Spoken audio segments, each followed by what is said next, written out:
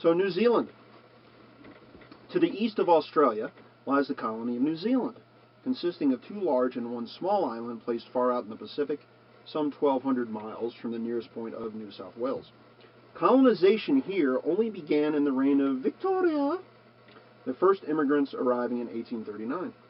The history of New Zealand has been very different from that of the Australian continent, owing to the existence of a large and energetic native population. The Aborigines of Australia, a few thousand scattered over a vast continent, were among the lowest and most barbarous of mankind. They decimated them. The Maori tribes in New Zealand, on the other hand, were a fierce and intelligent race given to the horrid practice of cannibalism, but in other respects by no means an unpromising people. Quote. They were ready and able to defend themselves when they considered their rights had been infringed, and since the first settlement there have been 3 wars, 1843 to 47, 1863 to 64, 1869 to 70, in which the Maoris displayed great courage and considerable skill in fortification. Regular troops in large force had to be employed to evict them from their stockaded pass. Quote.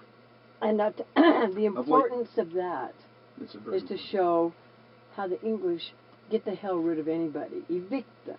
Evict, yeah, the words are very important. And I love by no means an unpromising people, meaning we can use them. Right. They're promising. Exactly. Right. I mean, these people were indigenous to there, but the English have no respect for anybody but their pompous ass constipated selves. Constipated is a good, yes.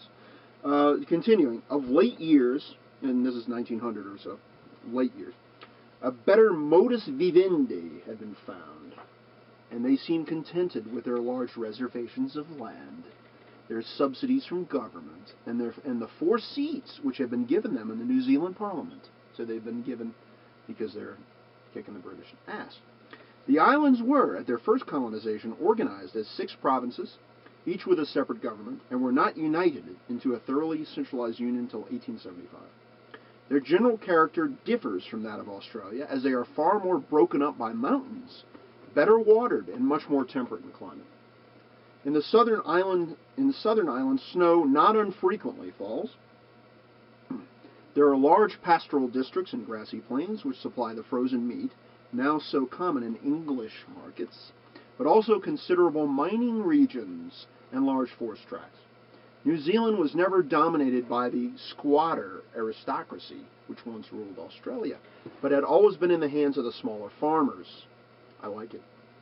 It is in sentiment the most democratic of all the Australian colonies, and has gone further, even than Victoria, on the road towards placing all social enterprise, industry, and commerce under state control. Goodbye to that creature. Fascinating about New Zealand. They sting like hell, so. Oh, right. Or black wasp, you know.